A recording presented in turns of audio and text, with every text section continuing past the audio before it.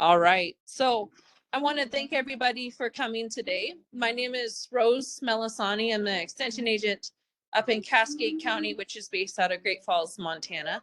I am shipping today. So I love double booking myself. So anyway, I'm going to kick this off. And I have a wonderful coworker, Colleen Pigar, and she is the Hill County extension agent based out of Havre. And so she's going to be listening in. Sam, do you want people to kind of stop and ask questions, or do you want to put them in the chat and you guys can do them later? What is your preference? It doesn't really matter to me. I mean, typically I just kind of work through and then have questions at the end. But if somebody has an itching question in the middle, we can surely stop and talk about it for sure. Okay.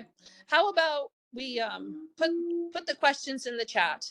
But like Sam said, if there's a burning question, go ahead and unmute yourself and ask that question. So I want to thank you guys for signing up for these calving webinars, as it is shipping season and everyone's preg checking and getting those calves off to market. We're just trying to be proactive and give you guys some really good information on calving season. So today our speaker is Sam Wyffels. Sam is a beef specialist with Montana State University. He's based out of Bozeman, Montana, but does a lot of research out of the Northern Egg Research Center, which is in Collins County. So this is recording. I will record all of this, and then I'll provide the recording and a survey. It's going to be a little bit a while, probably on Thursday or Friday, as my brother is visiting as well. So Sam, I'm going to hand it over to you. I'm going to mute and I'm going to take my ugly mug off of this thing. So Colleen and you can ramrod this bad boy, okay?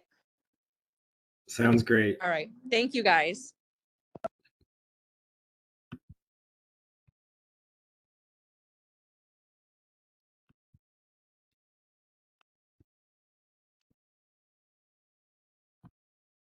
And I just made you the presenter, Sam. There you go. Okay. All right. Thank you, Sam. Thank you, Colleen.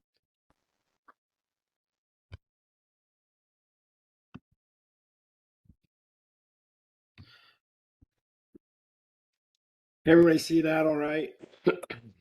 Looks good on this end, Sam. Perfect. All right, well, I first want to apologize for being a little bit late. I was running into some technical difficulties. We had a little snow on the ground this morning. I guess my computers didn't like that as much as I did. So I had to try to log on 2 different computers. Took me a little while, but we got here. And so one of the things Rose asked me if I'd be willing to talk about to this group is calf care, colostrum, weak calf syndrome, and scours prevention. And so I try to put this together a little something for you guys. Hopefully provides some new information, or at least some information to think about as we're getting closer and closer to our next calving season. So when it's a really interesting thing when you start thinking about what do we do for calf care when that calf hits the ground. And I felt like the real place to start is actually before that calf hits the ground. There's some really big things that happen when that calf is in utero, especially in that 3rd trimester. And so I wanted to put a couple things together for you guys on this, and that's just to let you know that 75% of that calf's fetal growth happens in that 3rd trimester, especially in the last 60 days prior to calving. That's when over 60% of that calf growth happens. And so another thing to think about, in order to facilitate that growth, we're expecting our cows to gain somewhere around 1 pound to 1.25 pounds per day without losing body condition. And really what that's doing is supporting that calf growth. And the other thing that can happen here, and I apologize, my voice is a little messed up. I'm coming off a cold. But another thing that can happen here is that in this diagram, as we look over here, we see that there's that calf in gestation in the cow. As that calf grows, it actually puts pressure on that animal's rumen and can reduce that animal's rumen capacity. So not only is that animal have an increased nutrient demand because of all that calf growth, it has to do it with a little bit less space than what it would have had otherwise, just to compensate for the calf growth. Some other things that are really important in that late third trimester is that's when the calf's lung development happens. That's when the brown fat is deposited. And this is also a time period, especially for our spring-born calves or spring calving herds. Grazing's not likely going to get you there. Most of the forage, if we're doing winter forage graze or winter grazing, most of that forage is going to be well below those animals' nutrient requirements, which really puts some stress on those animals and requires some level of supplementation or alternative feeds for feeding so we can boost that animal's nutrition prior to that calf hitting the ground. And I know the next speaker in this lineup is going to dive into nutrition specifically, so I don't want to hammer too much on that. But really, in order to set that calf up for success when it hits the ground, the nutrition of that cow in that third trimester is really imperative. So what happens if we don't meet that nutritional demands in that third trimester? So if we have inadequate nutrition, we typically will see calving difficulties, so more dystocia type issues. You'll see reduced calf survival. You'll see reduced milk production and calf growth. You'll see delayed estrus and delayed conception. So you got to think about what's going on or what we're asking for those cows to do in that third trimester to breeding. And once that calf hits the ground, we're asking that cow to go through labor. We're asking her to lactate, and we're also asking her to recover from labor relatively quickly so we can get her bred against that next year. So even beyond the calf specific piece here, having those cows and not adequate nutrition going into calving can be a big problem. And then because we're not setting those calves up for success, we can also see some reduced weaning weight of that calf and subsequent calves, because it's likely going to take that cow longer to conceive. So you're looking at maybe a second or a third cycling conception versus a first cycling conception. So you're pushing your calving season back a little bit. Some other things to keep in mind is that as cows are maintained on an increasing plane of nutrition prior to calving, we end up with a shorter postpartum interval. So that's the interval between calving and breeding. So if we have them on a good nutritional plane, and the next speaker, Megan Van Emmen, will talk a little bit about how to do that. But if we can keep them on a shorter or on that increased nutritional plane, we can shorten that time period of recovery from calving to breeding and have an increased rate of first exposure conception rates. So that also improves greater reproductive potential. And this is something that I really want to hammer on, especially for this talk as we move into colostrum, scours, weak calf syndrome, and calf care, is if we are not meeting those animals' nutrient requirements and those cows are going into calving thin, they will produce less colostrum and have weaker calves. And I'll chat a little bit more about what that looks like here in a minute.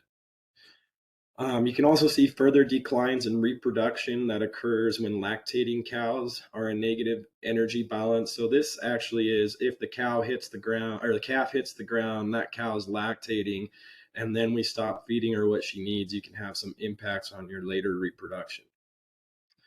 So how do we get that nice healthy start for that newborn calf? One of the big things that we need to think about is the environment and making sure that we're calving in a clean environment. So, a lot of folks will bring their cows in and they'll have a winter feeding place.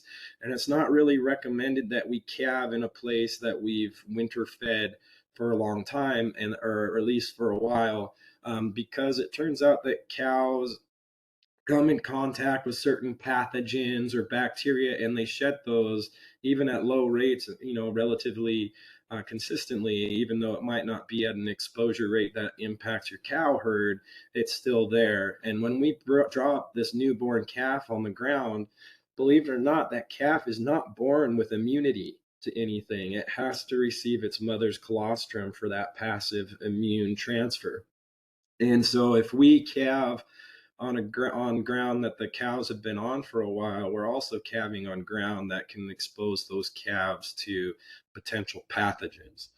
Another thing that they've found through some of the research, and it's just a timing thing for the most part, is the shorter the calving season, the less likely you are to have a big pathogen issue. And that's because some of the older in a spread out calving season, some of the older calves are actually likely to expose younger calves to different pathogens and whatnot, just through playing, exposure, nose touching, those kinds of things. So the more uniform your calf age is, or the more uniform your calving season, shorter calving season, we can actually reduce the overall pathogen exposure of your newborn calves.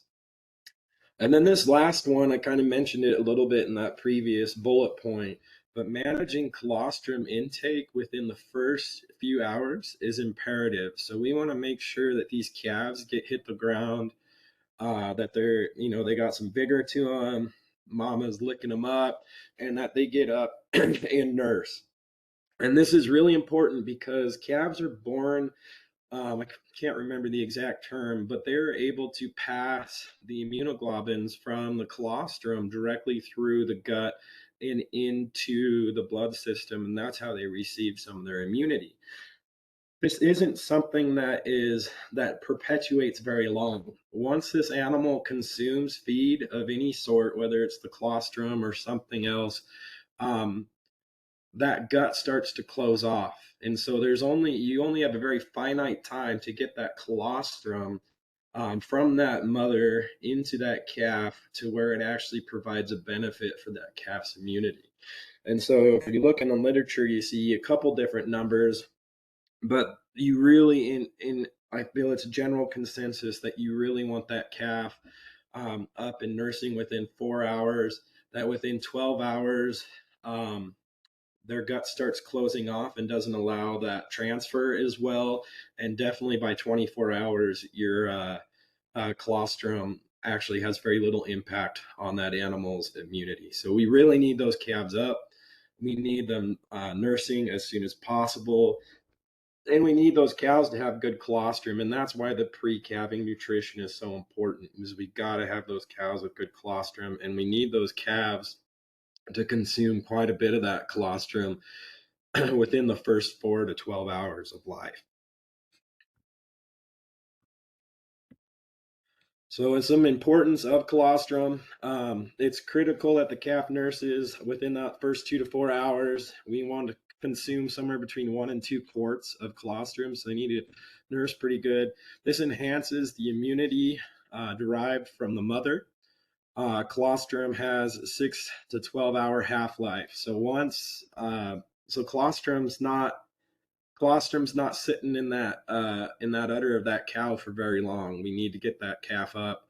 And then, like I said before, the calf's also not able to absorb that colostrum, that passive immunity very well once they get past about 12 to 24 hours. So we really need those animals to consume that colostrum early. And then, as I mentioned, colostrum consumed after 24 hours provides very little to no immunity. This is really important. I'm going to touch on this more later, but managing colostrum is really important to reduce weak calf syndrome, if you guys have heard of that. And I'll describe that more in detail here in a little bit. We need to make sure that calf nurses. And if we do have a problem, sometimes things like dystocia, or if you got to pull a calf or something like that, that can have a stress impact on that calf. And that calf might just not have the energy to get up and nurse the way we want it to. So it's always good to have some substitute colostrum ready in some form. And whether that's, purchased colostrum, excuse me, or if you, I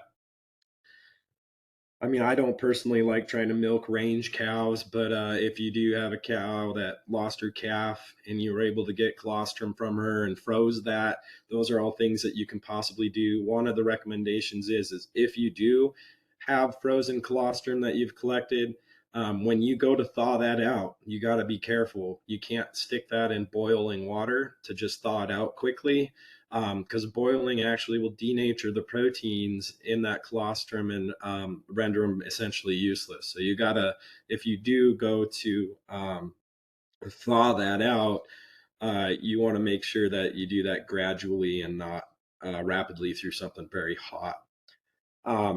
And then you got to be a little bit careful with colostrum as well. So like, colostrum, if you do collect colostrum from one of your own cows, that's great, because that's going to reflect your own herd's relatively pathogen exposure and what those cows typically deal with.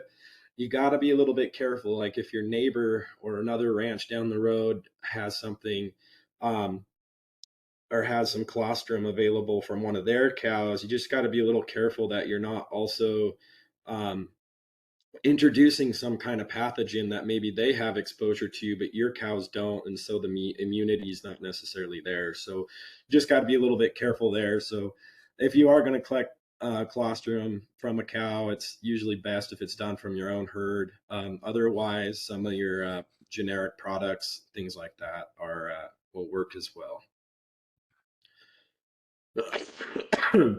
Another thing I like to point out is rumen development in calves. So when you think about cattle as a ruminant, and I'm sure a lot of folks would probably know this or read about this or had it in an introductory animal science course at some point in time, but your calves are not really born with a functional rumen, right? So they're actually born, I don't want to say as a monogastric per se, but their rumen is not developed. And so them suckling milk is critical, because that is where their number one nutrient source is coming from. And so when they suckle their rumen, there's actually a groove that forms in between their esophagus and their rumen that actually bypasses all the rumen, and that milk goes right into the omasum and abomasum.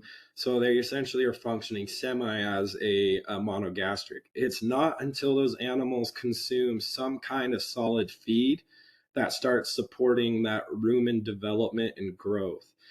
A lot of times calves, especially when they're up and vigorous and doing well and hanging out with mama, they'll start nibbling on stuff within that first week of life. And it's been shown that, calves at, I think, close to 3 to 4 weeks will actually consume about 1% of their body weight in forage. And we need that to happen, because that is the stimulation that starts that animal's rumen to function. And research has shown that when animals get their rumen functioning the way it needs to function earlier, it actually helps improve performance of that animal going forward. So making sure that even early on, within that first week to 2 weeks of life, that something's available that the calf can nibble on. Like if you're feeding mama hay, if there's hay there that the calf can nibble on, making sure it just has access can help give that calf a little bit of a jump start if it consumes some of that. One of the most overlooked nutrients in all animal nutrition is water. And so if we do want those calves to kind of consume some feed, we got to have water in front of them too, because what they've found is water intake and dry matter intake are linked. So they won't tend to eat unless they have water. If they do eat, they're going to want water to go with it. So we need to make sure that they have some access to water as well. So calf hood vaccination and processing. Number one, I want to point out really quick, I meant to do this in my introduction. I am not a veterinarian, and I don't try to pretend to be a veterinarian. So when you start talking about vaccination and protocols, those can vary. They can vary on region. They can vary on management strategies, ranches. So I'm not going to go into what to vaccinate a calf with. I think that's probably more important conversation to have with your veterinarian. But I do want to point out that vaccinations can be very helpful early in life of a calf in terms of helping them not only pre-weaning but post-weaning. So it's been shown that, when you vaccinate a little bit earlier in life, that you can actually help that calf's immunity, keep it getting sick, and have it actually have benefits past the weaning time period. But you really need to consult your veterinarian on when is the most appropriate time. I found this diagram that I'm showing you guys online, and it appears, at least in this example, that some of that, when you want to vaccinate your lambs or calves, kind of depends on whether it's dam or mother has been vaccinated at some point in time as well. So just things to think about. Consult your veterinarian on that. But another thing that we found is that castration or other processing of cattle or calves is always good to do that fairly early. So they've shown that, for instance, using castration as an example, there's some logic out there that leaving your steers intact till later in life kind of gives them maybe a hormonal advantage in weight gain. But then they've also found that the stress and pain levels involved of castrating those animals later in life may actually negate the overall weaning weight of those animals. So, it's usually recommended to castrate those animals earlier in life. And so it's not as a stressful as a moment as it would be later in life. And animals seem to do a little bit better in terms of health. Going in between calving and weaning. So a couple of things Rose really wanted me to touch on in addition to just general calf management when those calves hit the ground, or things like that we typically see, especially, everywhere, but, I've seen it quite a bit here in Montana as well. And those are calf scours and also weak calf syndrome. So I started with calf scours mostly because most everyone is familiar with scours in one way or one way or another, and that's most likely because it's actually the greatest financial loss to cow producers or cow calf producers in terms of calf mortality. And so when you think about the things that could potentially cause death loss after that calf hits the ground, scours is by far one of your dominant reasons for calf loss. So just a definition, I want to point out, like, scours is not a single disease, so it's literally more of a symptom than a disease, and it can be associated with a lot of diseases, but it's usually characterized by diarrhea. And I apologize, I was kind of laughing a little bit as I was developing these slides, and I'm like, I usually like to throw a lot of pictures and diagrams to break up the my slides and text a little bit. But as I was putting this together, I don't know many people want to see a ton of pictures of calves with diarrhea, so these slides might be a little more boring than what I usually do in a presentation. But anyway, because of this diarrhea, we usually have a bunch of death loss that's associated with dehydration. And so if you think about it, I think I have it in here, or maybe a little bit later, but when a calf is born, it hits the ground, it's 70% water. And if that animal loses 6% of that water, it becomes pretty dehydrated, with death usually happening about 12% of that water loss. So it doesn't take a whole lot of water loss for these animals to have a huge problem. And as we know, diarrhea can really have a problem with dehydration. Most of the diseases, and I'll chat a little bit about what they are, actually can cause damage to the lower GI tract and actually cause that calf to have impaired absorption. So not only is it losing water, it's having a hard time to absorb nutrients as well. And so the calf ends up losing nutrients and end up not being able to replenish that, and ends up, severe dehydration and death loss. That dehydration causes loss of vigor. And then because they're losing that body moisture, you'll also see them have a hard time regulating their body temperature. So it's also shown that, the dehydration can result in the calves actually becoming hypothermic as well. Treatments, depending on what it is, antibiotics or probiotics can help. managing the environment to reduce chance of infection. And I might have a little more on this later, but I figure I'll just touch on it a little bit here. This is why I mentioned earlier in this talk that it's kind of important to make sure you have a nice clean calving area that's not somewhere your cows have been for a prolonged period. This helps manage the bacteria loads and their chance of coming in contact with the pathogens that can cause scours. So just, sanitation is one of the biggest things in terms of preventing scours. When you do get scours, you got to treat those animals for dehydration.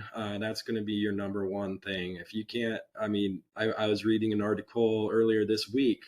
I was talking about scours, and one of the things they said in there is you can actually treat with, say, if it's a bacterial infection that's causing the scours, you can treat the bacterial infection, but the chances are those bacteria aren't going to get wiped out in time for you to save that calf without treating it for dehydration. So you need to be cognizant of the dehydration, and then also doctoring that calf for whatever the pathogen is that's causing those scours.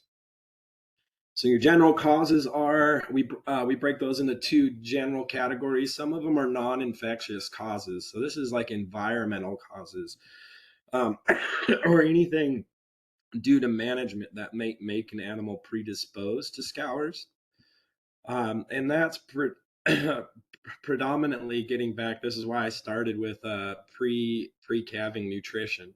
The nutritional management of those cows during gestation really impacts what that colostrum quality is going to be of the in that cow's first milking. And that colostrum quality is going to directly relate to how immune calves are to the pathogens that can cause scours. We talked about this a couple times now, but just the sanitary conditions of winter feeding in calving areas, and then trying to separate winter feeding from calving areas. If an animal's calving, it's better to have it calve in a calving area that's cleaned and designated as a calving area than being calved directly on a winter feeding area where animals have been on, just due to exposure of some of these pathogens. Winter environmental stresses, this can have an impact with scours. It can also have a big impact on the weak calf syndrome that I'll discuss in a little bit. So we'll discuss more in depth of what that is, but just think of it as no different than us or anything. If we're not prepared and we come into contact with extreme weather, it just makes us more susceptible to being sick. And I'll describe some more of that here in a minute. Some infectious causes, there's several of them. A lot of them are microbial infections of the lower GI tract, and that usually impacts both the small and large intestine. That's usually caused by bacteria, protozoa, viruses, then some yeast and molds. But I want to point out that a lot of times, E. coli is one that is probably the number one bacterial cause of scours. But it can be a combination. So sometimes you can treat for one and you can find out that they're not just exposed to that, they could be exposed to a combination of a virus and a bacteria. Or, a lot of times the viruses can lessen the immune system, or the bacteria can lessen the immune system, and that allows a virus to take hold as well. So sometimes, I'd say it's probably most common that it's one thing, but it's not uncommon for it to be multiple things. So when you start thinking about management, we really need to make sure that we do manage for both the infectious causes and non-infection causes. And so we want to make sure we have our conditions set to where we can be as sanitary as possible during calving. We want to make sure we have our nutritional, so we're setting everything up for success. And then we just have to be prepared that sometimes those calves can come in contact, or environmental conditions may screw everything up that you planned. And we just need to make sure that we're ready to treat calves if scours does become a problem. So breaking this out a little bit further, some just flaws in management that can make calves or lambs more at risk for scours. I mean, I can't hit on this one as much. Enough. I guess that's why I keep putting it in here. It's just the inadequate nutrition of your dam in that third trimester. So poor third trimester nutrition. Remember, lower colostrum quantity and quality. So you have greater likelihood of that cow being compromised at birth. It results in protein, energy, vitamin, and mineral deficiencies in the calf as well as in the colostrum. So you have a calf that's not being set up for success at the beginning. Um, Inadequate environments. So sometimes we get dealt a hand that's hard to combat some of this with because we can't control the weather. But things like muddy lots, crowding, contaminated lots, no protection from extreme weather, those can all have impacts on scours. And I try to think about it this way. Just think of, a lot of scours are caused by bacteria and viral infections. So you think about what kind of conditions do those bacteria really like, and it's nice, wet, muddy, crowded places where they keep getting pathogens just keep getting reloaded, right? And so we want to try to keep those calves calving in a nice, clean place, dry, out of the weather if we can, and things like that. And then poor management of that newborn calf. So I hope you guys see a theme here of getting that calf to consume colostrum is really, really important. And so if that calf doesn't nurse in those first 2 to 4 hours, you're starting to limit that calf's ability to consume enough colostrum and have that passive transfer for that calf to even have immunity to some of these issues. And then you need it to consume the colostrum if you want the immunity of the dam to be passed to that calf efficiently. One thing I didn't put in here, but it's something I've seen a lot of, and you guys have probably come across, and that is vaccinations for your cows for scours. And one of the things you do, and I believe, consult your veterinarian again, but I believe it's like 4 to 6 weeks prior to calving if you vaccinate um, for some of the viral causes of scours, you can actually have those cows have an immune response that's then transferred to the calves if they consume the colostrum. That can help make those calves at least immune to the viral components associated with scours. So when we start talking about infectious causes, our main bacteria are E. coli, Salmonella, Clostridium, and then there's several other bacteria, but these are kind of the main ones.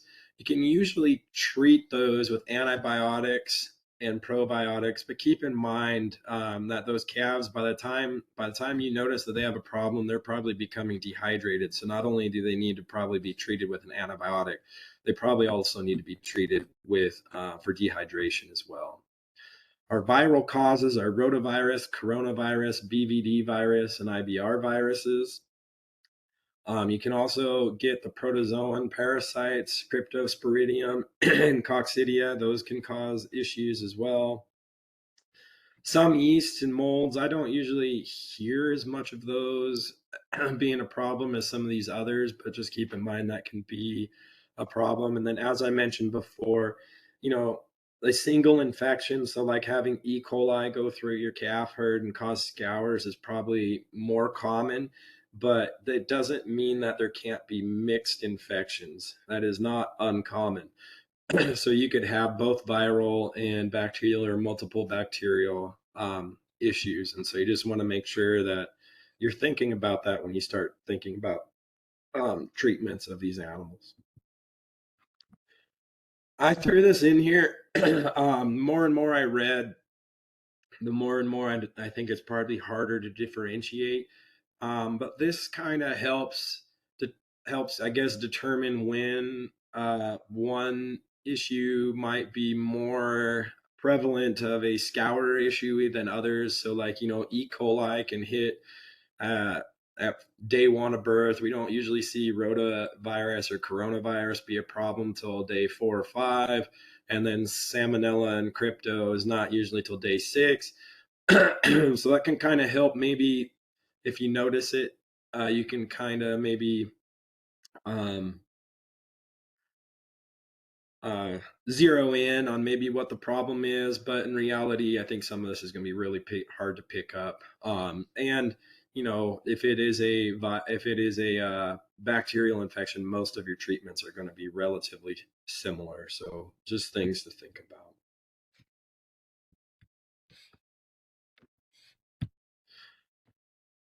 So general prevention of scours, optimize those environments, make sure you got that clean calving, new pasture at calving. So you want to make sure that you're not taking your cows after calving and throwing them back into the pasture that they've been in. That's just going to increase exposure. And so taking your calves and putting them in a new pasture.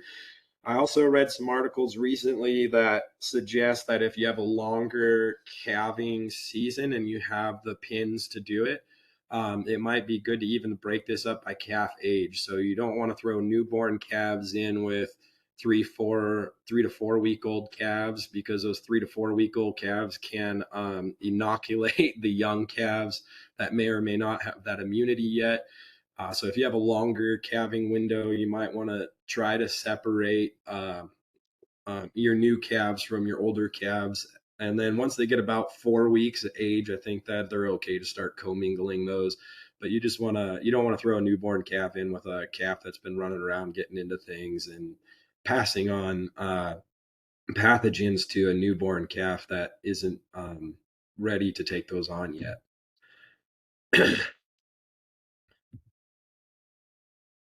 Try to provide dry environments for that calf. I've seen a lot of unique ways to do this, just putting up sheds with some straw in there where the calves can get in and stay dry and warm and get out of weather, things like that. If you do have scours, try to determine the source and quarantine it if you can, so that you're not ending up inoculating your entire calf herd and having to do everything. You can just try to limit the spread as best as possible. And so you want to move disease-free animals to new pastures. You want to make sure that you yourself are not a vector of disease transmission. So, you see this sometimes. You see where somebody's been treating scours all day with calves, and then they go walk in to check the healthy calves, and then you're tracking in some of that bacteria or the virus on you, and calf comes up and licks your pants or sniffs your boots, and then all of a sudden you might have just transmitted the disease yourself. So you want to make sure that you're not the one that's passing the disease. Shoes, clothing, and try to know the source of the infection. So keep in mind that scouring calves, they're already inoculated, they're having a problem. And so as they have that diarrhea, they are shedding huge amounts of bacteria, viruses, and protozoa. And so if you got an animal scouring, you want to make sure you try to pull that animal out of the group, because the longer it's in there, the more bacteria, the more virus that's going to be there to expose the rest of the calf herd. Other management, try to think about where you're calving. Drier environments, shelters, and less likelihood for that wet, damp conditions.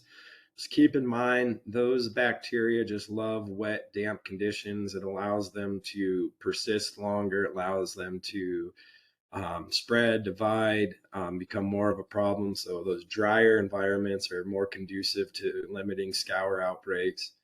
Timing of calving.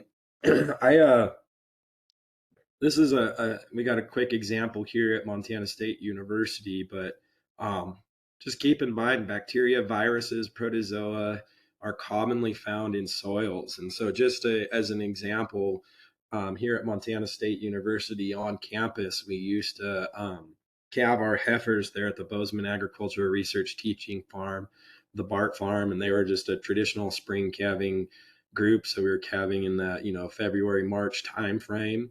And we had tons of trouble with illness-related problems with bacteria and viruses, a lot of bacteria. And that part of that, it was just because the BART farm there has a really high water table. That ground is almost always moist and wet, and those of you who have been there or worked there can probably relate to that.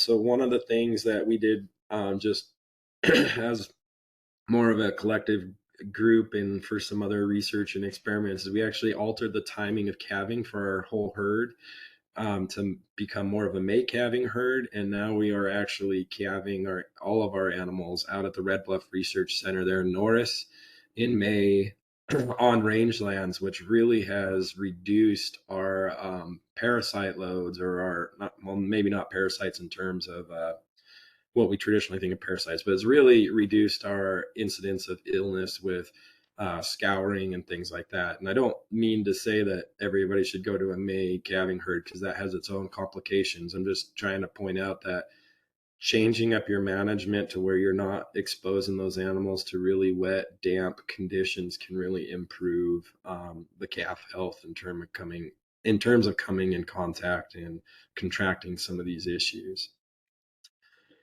And so all these bacteria become active with the spring thaw. So when we're spring calving and it's really wet out there, those bacteria become active and are more likely. And our problem times are always usually in that March-April time period. So moving the time of calving in our instance actually helped reduce the problem. Not to say that that's the magic thing to do, because it comes with its own complications. Treatments, you really, like I mentioned this earlier, we really need to direct those towards dehydration. Early detection can often be treated just by simple fluids, trying to get fluids in those animals. I already mentioned this as well. Dehydrated animals, because they're losing that water, they become hypothermic. So things like putting heat lamps or something that can help them maintain body temperature can be extremely helpful in recovery. And then especially when we're talking about the E. coli or any other kind of bacterial infection that's causing these scours, oral or injectable antibiotics are often necessary. But don't think you can just give the antibiotics without treating the dehydration, as I mentioned before, because a lot of times that calf could be in trouble before the antibiotics actually take full effect. So we need to make sure that we are treating that dehydration on top of the antibiotics. We only use systemic antibiotics. Oral antibiotics like sulfas, you can try them, but if they don't respond, there's no use to continue those. There's kind of been some mixed results on using those, the pills or oral antibiotics treating scours. So treatment for dehydration, I mentioned this before, just keep in mind that calf is 70% water when it hits the ground. Losses of greater than 6% of that results in dehydration, and death usually occurs somewhere around a 12% loss of water. So we really need to treat for that dehydration. I have read a couple times of like some home remedy type things, but I think that can work, but in reality, to be safe, you're probably going to be better off to purchase electrolyte solutions from your local veterinarian or farm store, or consult with your veterinarian on getting the right electrolytes and treating for dehydration. So that's what I have for scours. And then another related topic is weak calf syndrome. And so I started with this photo. I actually stole this photo from a colleague of mine, but this is just looking at a cow and calf out in the snow. And this is probably not uncommon to what we experience in Montana a lot of the times. And so winter environment can have a huge impact on both scours and weak calf syndrome. And there are things that we really need to keep in mind as we start thinking about it. And so, here we have a calf that's sitting in a nice bedded dry spot versus a calf sitting out in the middle of the weather. Chances are the likelihood of this one in the nice dry spot is probably going to be less likely to get sick than one that's exposed to some extreme weather conditions. So weak calf syndrome These are calves that are born alive. They appear normal, but they just lack that vigor. They don't want to get up. They don't want to stand. They just seem really tired. They seem burnt out. Um, they just don't seem like they got a lot of energy. And this is related to a lot of different things. Again, a huge, probably the number one thing that I've seen working with producers across Montana is just that winter third trimester nutrition. And when we get in situations where we're not meeting that nutritional requirement of those cows, that means that they're not putting as much energy into that calf, right? So that calf is not storing as much energy. That calf is actually going to come out lethargic. Protein is really critical at this time.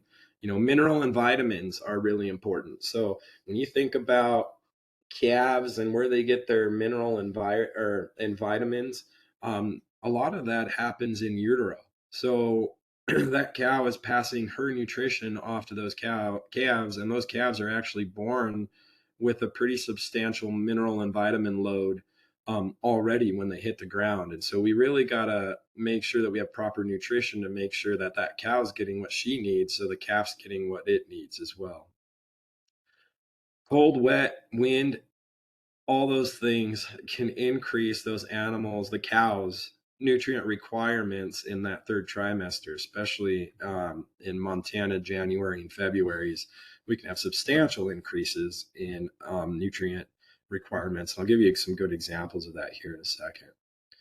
Other things that can impact it is if we do have a dystocia or any kind of difficulty at birth, the calf's coming out backwards or has a leg back or needs to be pulled, any of those things can actually be pretty stressful on that calf, and it can actually burn quite a bit of energy while during the calving process. And so when it hits the ground, it's tired, it's beat, and it has a real tough time wanting to get up and suckle. And so that's another thing that can end up manifesting as weak calf syndrome.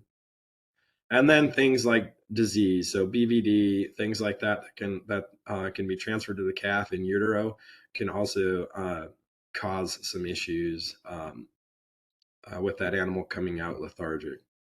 And then there's, this is kind of a catch-all. So anytime a calf comes out really lethargic and hard to get up and going, it's going to be a lot of times considered as weak calf syndrome. So there can be several other calf factors that play into that as well, but these are the main ones. So when a calf hits the ground, it's going to reflect the metabolic and nutritional status of their dam at birth. So if we have that cow and really good nutrition, we got it really dialed in, then that calf's going to hit the ground at the best possible scenario that it can. If we're not meeting nutritional demands of that cow prior to birth, that calf is going to be set up as a disadvantage. That actually manifests itself as both immune status and brown fat reserves. And if you guys remember back to any of the biology courses or high school or college courses you may have taken, brown fat's really important for like things like thermal regulation and stuff like that. So it can be a real big impact, especially in places like Montana. When we have thin, undernourished cows, they'll have lighter and weaker calves at birth. Dystocia is actually more likely with a cow that's undernourished than one that is meeting its requirements. That extended labor, I mentioned this before, has difficulty. It's difficult on the calf itself, and you can actually result in weak calves at birth. And then the interaction of calving and environment. Are you calving in cold weather? That can actually have a big impact. And so jumping back into nutrition, because nutrition really plays a huge role in scours, but also probably even more so in this weak calf scenario, is most Western beef producers we talk to are forage-based production systems. So we optimize the use of those forages for beef production, and that's really important for success. So a lot of times we'll use fall, winter rangeland for grazing. We use low quality forages in the fall after weaning and into winter, some more mature hays, straws. But once we hit that third trimester, and especially the last 60 days of that third trimester, we end up with the majority of our fetal growth happening. Protein is a key component to that fetal growth. And so, especially the last 60 days of that third trimester or 60 days prior to calving, we really need to start boosting that animal's nutrition and make sure we're maintaining that animal at an appropriate level. And so, just as a generalization, a 1,200 pound cow typically requires about a little over 2 pounds of protein per day, especially during that late gestation when that majority of that calf growth is happening. We want to maintain a body condition score of 5 or better at calving. So if we can keep those animals at a 5 going into calving, we will substantially set ourselves up to have a healthier calf hitting the ground, and we actually set ourselves up for having a shorter postpartum period and getting that cow bred again in the next heat cycle.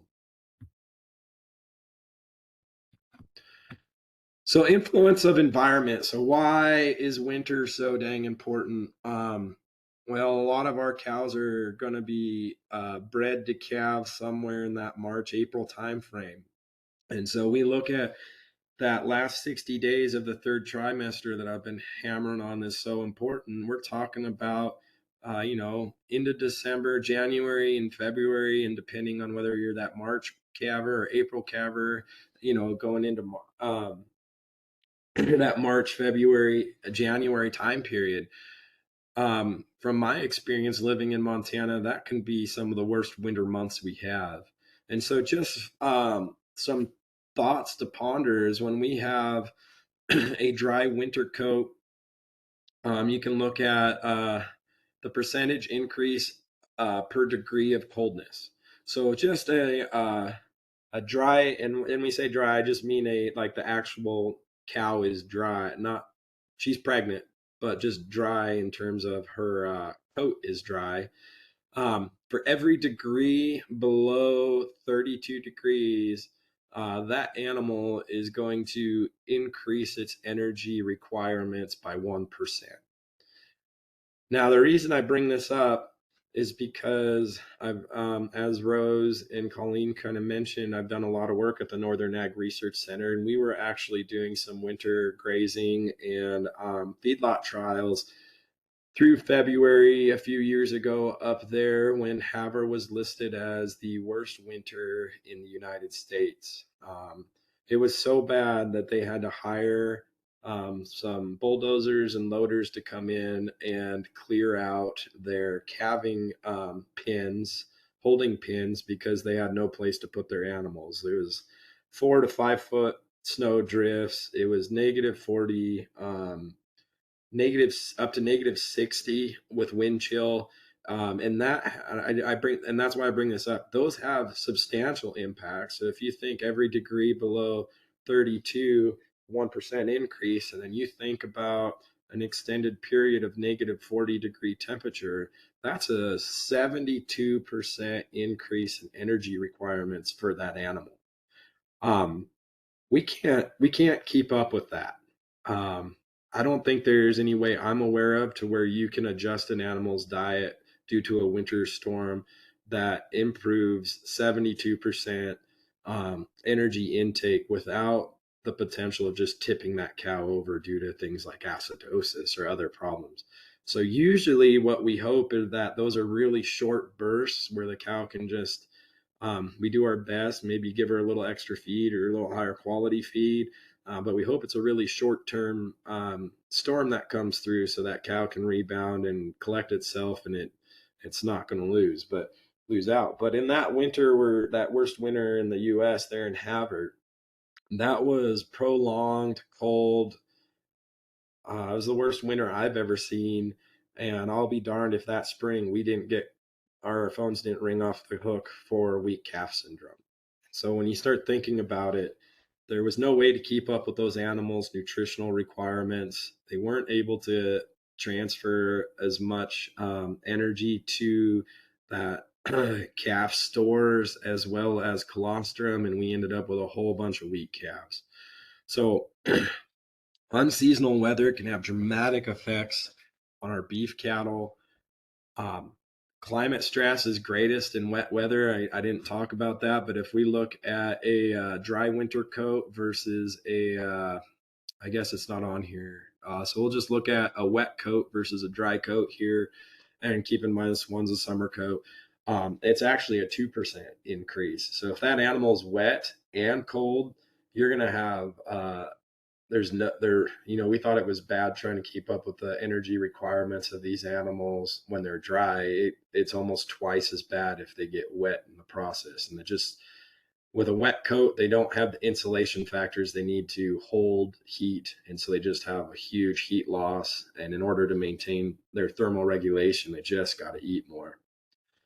But, interestingly enough, and we see this in wildlife all the time, larger animals are slightly better at handling cold weather than some of the smaller animals out there. And so, I think that really makes sense, probably even in your herd, that the more mature, larger cows are probably going to withstand that a little better than the heifers that have growth requirements or smaller.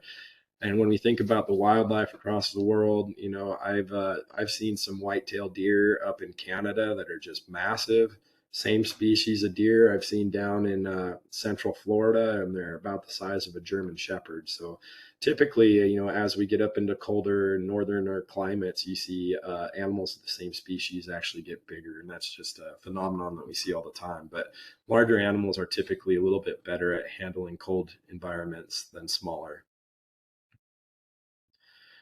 So diseases, bovine viral diarrhea, it's often diagnosed in herds with weak calf syndrome. It usually happens when the animals become infected during gestation. So, day 40 to 140 of gestation is the most problematic. Leptospirosis, it's also found high in herds with weak calf syndrome. This can usually be addressed with vaccinations. And so what I really want to point out here too is, like, I don't know if it's really clear if they're weak calves because they got sick, or if they're because they are weak calves, they got sick easier. Some of these that are actually happen while the calf is in utero, it's because it's sick, it's weak. But things to just ponder and keep in mind: when you got a weak calf hitting the ground that's not getting, and then it's not able to get up, or it's just not getting the colostrum it needs, the chances are of it getting sick with something else is exponentially higher. Cow age can influence weak calf syndrome. So you see it more common in younger and older cows. This should hopefully make sense, in terms of our younger cows or heifers that are calving for the first time, or coming 3-year-olds that maybe still be growing. Those animals have multiple requirements on top of what your mature cows have, and they're going to be first mothers. It's going to be more stressful. So those animals are more likely to have weak calf syndrome compared to your middle-aged dominant animals in the herd. And then the same goes for your older cows. When you got those really older, 8+ 10+ year old cows in the herd, they're more likely, just due to age as a factor, to have calves with weak calf syndrome. So I know I keep hammering on nutrition, but weak calf syndrome is highly influenced by cow body condition at calving. So we really want to maintain that body condition score of 5, manage that body condition for success. We can do some strategic weanings, things like that, so we can maintain body condition on cows. You want to make changes. If your cows are thin, coming off a weaning, those are the times that you really want to make changes to get them in the body condition you want them in. You want to do this prior to calving, because once that calf hits the ground, it's too late. That calf's not going to benefit as much from changing their nutritional program once it's on the ground. As well as, once that calf hits the ground, that cow's going to be lactating, which is one of the most energy draws. So their nutrient requirements shoot through the roof. So prior to calving is when cow nutrient requirements are at their most modest. And so that's when you can make the biggest change to their body condition with the least amount of inputs. Importance of calving these bulls, especially for those younger animals. You can reduce the dystocia and those kinds of things, and those can relate back then to weak calf syndrome. Vigor at birth is also enhanced by heterosis, so things like that. And then weak calf syndrome is most challenging to late winter, early spring calving season. And again, the majority of that is because of the challenges of the environment associated with that, and making sure that we have those cows in a proper nutritional state going into calving season. So with that, that's all I had for everyone today. I'd be happy to take any questions. Let me try to get back to the WebEx here.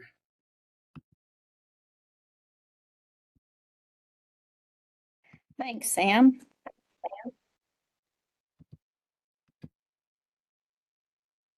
Does anybody have any questions? You can either unmute or put them in the chat. Well, while we're waiting, I have a comment and a question for you, Sam. On the scours thing, I just want to remind people to make sure that you are taking care of yourself hygienically too when you're treating those scours. A few years ago, we had a scours outbreak. It was wet and muddy March. Had a bunch of scours, and my husband came down with it too. So just make sure you're washing your hands, you're doing all that kind of stuff too, biosecurity wise, in order not to transfer it to yourself, because it's not very fun. Yeah. Yeah, that is a really good point. You know, a lot of us recognize some of those bacteria names as things that humans are prone to inoculating themselves with as well too. So yeah, that's a really good point. Make sure you're careful with your own biosecurity, right? Right. My question is, you're talking about colostrum supplements and getting them from like your feed store or something like that.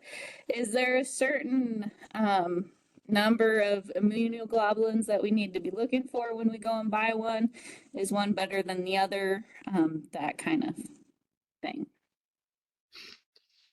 You know, that's a great question, and I probably should have a better answer for you than I actually do. Most of the stuff I read recently on it didn't necessarily specify that particular information. They did say that most of the colostrum that you're going to pick up at a feed store or a veterinary office are usually taken from well-known herds that have decent levels of pathogen exposure that helps transfer that to the calves. But in terms of immunoglobulin counts and things like that, I don't know off the top of my head. I think that would probably be a good question to chat with your veterinarian about as you're getting ready to set everything up and have everything ready, if that makes sense. Yep. All right. Thank you. Does anybody else have any questions for Dr. Wyffels?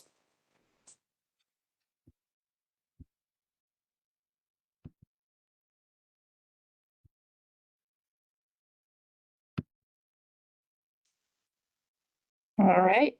Well, seeing none, I guess we'll go ahead and we'll end the program for today. Thank you all for coming, and be sure to catch us next week with Dr. Van Emmen's talk on nutrition. Yeah, that should be a really good talk that kind of dials in some of the things I was talking about a little bit today. Yeah. All right. Thank you, everybody.